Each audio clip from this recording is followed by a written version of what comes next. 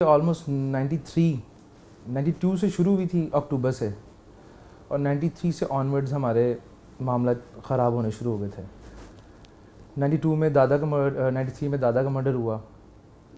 उसके बाद अब्बू पे पहला अटैक, फिर अब्बू पे दूसरा अटैक, और फिर अब्बू पे तीसरा अटैक, जिसमें कि हमारे काफ़ी लोग साथ वाले दोस्त यार अब्बू के और जो गार्ड्स वगैरह थे वो भी मर्डर हो गए। फिर उसके बाद मेरे अब्बू के मामू जो कि मेरे ससुर हैं, उनके ऊपर अटैक हुआ है शालमी चौक में। वो आई थिंक 95 में हुआ था। उसमें तकरीबन 8 से 9 बंदे शहीद हुए और 18 से 19 ज़ख्मी हुए। तो तब से मामला चलते आ रहे हैं और तकरीबन आज मेरी चौथी जनरेशन हम लोग इस मामलात में आ गए हैं। तो वो भी पुलिस को oblige करते गए, पुलिस के साथ साथ उनकी भी दोस्तियाँ काफ़ी करीब होती गई। उसके बाद ये मामला थी हमारे तब ख़राब शुरू हुए जब पुलिस ने साथ देना छोड़ा हक़ का, जिसमें कि चोई शफ़क़ात साहब जब अवान अदल में मेरे अपना रेड जोन एरिया के अंदर अवान अदल अदालत के अंदर मेरे वालिद साहब पे अटैक हुआ और 5 बंदे मर्डर हुए। उसके अंदर मुबीन भट्ट वगैरह बड़े नामवर वो ये थे इश्तिहारी जिन्हें आप कहते हैं वांटेड थे, उन्होंने किया। तो बाद में उन्हें मेरे मुखालफिन को बेगुनाह कर दिया गया।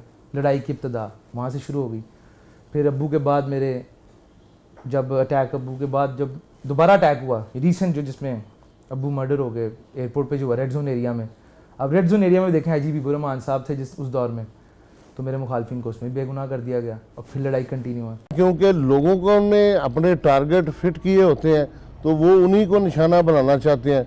अब वो क्योंकि FIR का अंदराज करवा चुके होते हैं और अपने इर्द गिर्द लोगों को, अपने अजीज़ों कारब को वो मुतारफ़ करा चुके होते हैं कि हमारा असल मुल्ज़म ये फ़लाँ शख्स है, और वो शख्स जो है वो उस ख़ानदान में कुछ ज़्यादा नुमायाँ पोजीशन रखता है, तो फिर वो उससे बदला लेने का तान लेते हैं। ये ख़ानदानी जो दुश्मनी है, इनको लिए अदारों पर एतमाद का बहाल होना बड़ा ज़रूरी है। वो इस तरह कि पुलिस की मौजूदगी का एहसास होना कि पुलिस मौजूद है, ये मुलज़मों के साथ अहनियतों के साथ निपटेगी, कोर्ट के से उनको इंसाफ मिलेगा।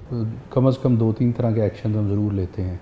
एक तो ये कि जो आइडेंटिफाई करके ऐसे केसेस दोनों साइड्स के जो लोग इन्वॉल्व होते हैं उनके ख़िलाफ़ हम कोई ना कोई प्रिवेंटिव एक्शन ज़रूर लेते हैं और उनको पाबंद करते हैं कि वो इसको फॉलो ना करें या उसको केसेस को आगे ना लेकर जाएं, और उसके लिए हैवी श्योरिटी बॉन्ड्स भी लिए जाते हैं और साथ ही उनके से गारंटीज़ भी ली जाती हैं कि वो कानून को नहीं तोड़ेंगे। तो ये बड़ा इंपॉर्टेंट, ये बॉन्ड और श्योरिटीज़ दोनों लिए जाते हैं।